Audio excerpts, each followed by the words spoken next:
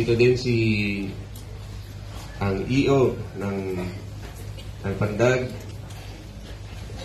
Mr. Tahir Abo, sir. And lastly, the District Supervisor ng DepEd, Ma'am Nida.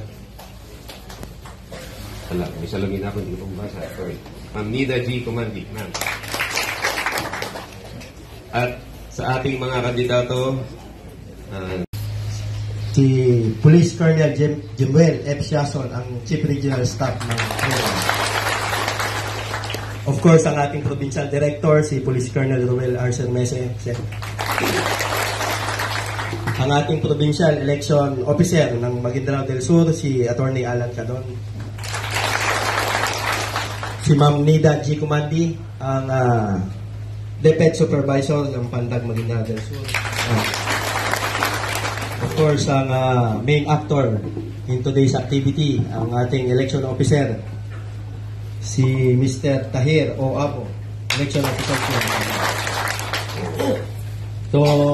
To all the candidates of the BSKE 2023, other guests, the officers and men of the Philippine Army, good morning and welcome to this Peace Covenant signing.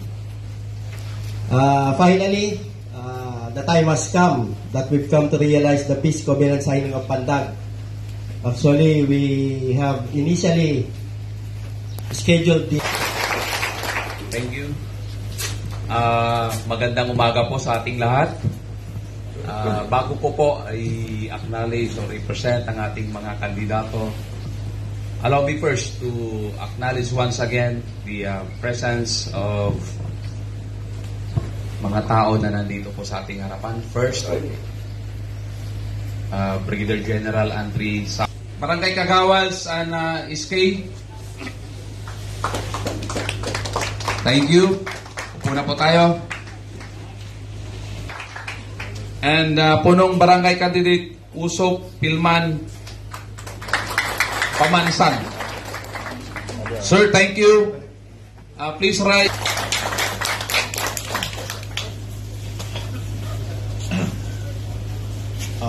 My courtesy sa mga boss natin sa presidential table, sa mga partners natin sa AFP and PNP, sa mga kandidato po natin sa bayan ng Pandag. Good morning and Assalamualaikum warahmatullahi ta'ala wabarakatuh. Importanting activities which is actually a usual activities in every election.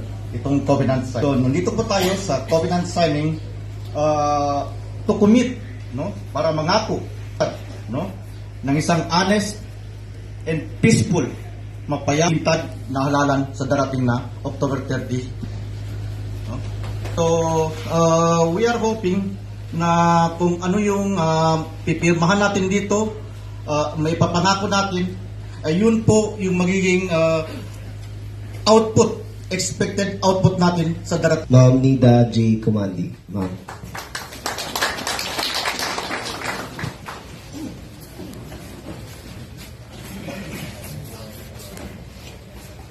A'udzubillahi minasyaitonirrajim. Bismillahirrahmanirrahim. Alhamdulillahi rabbil alamin. Amma ba'd. Assalamualaikum warahmatullahi ta'ala wabarakatuh.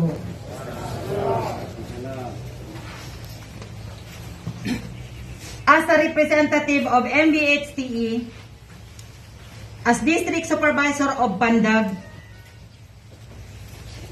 buong puso po akong humihingi ng tawad at paumanhin at humihingi sa inyong kabutihang puso sa lahat po, kandidato na nandito ngayon, nagsumpaan natin dyan or pipirmahan ninyo dyan, ayun po. Si Provincial Election Supervisor Attorney Alan C. Cadon of Maguindanao, Comelec Maguindanao, sir. The Provincial Director of Maguindanao del Sur, PPO, Police Colonel Ruel Sir Mese. Of course, the host in today's activity, the command para po sa ating barangay in Sangguniang Kabataan election. Alam niyo po, itong Pandag po ay nabilong po siya sa election areas of concern. At bago po ako pumunta rito, previously kasama po namin si Atty. Cadon, umikot po kami. At personally, kasama ko po ang ating regional director na si Police Brigadier General Alan Cruz Nobleza. Paumanhin ko, wala man po siya ngayon, ngunit siya po ay unang gustong magkaroon po ng ganitong pagtitipon sapagkat ito pa ay malaga para sa atin. Nasabi nga po ng ating election supervisor kanina na itong eleksyon ay sa October 30 lamang. At pagkatapos po ng eleksyon na to, ay muli po sana tayo magsama-sama. And my partner in the province, Police Colonel Roel Sambese, sa lahat po sa bayani natin every election. Po at MBHTE na po ngayon, NIDA Commander. To my EO Tahir Abo, sa lahat po ng mga kandidato natin sa punong barangay, sa mga tumatakbong kagawad, sa mga